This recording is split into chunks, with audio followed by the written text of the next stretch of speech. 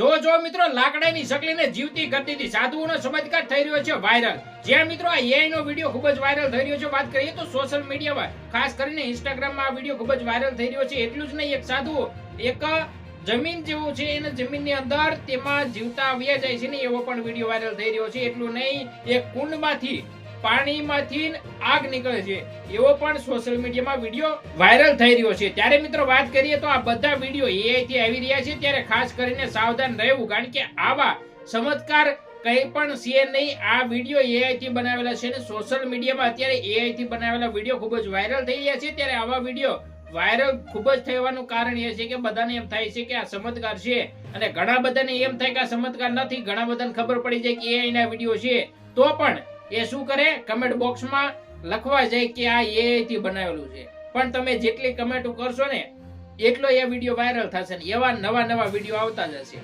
ત્યારે મિત્રો આ એઆઈ ના વિડિયો વિશે તમારે શું કેવું છે કમેન્ટમાં લખી દેજો, કારણ કે એઆઈ ના વિડિયો વાયરલ થાય એ તો વાંધો નહીં, પણ આવા ખોટા જે અંધશ્રદ્ધામાં ફેલાય એવા વિડિયો પણ ઘણા બધા વાયરલ થઈ રહ્યા છે।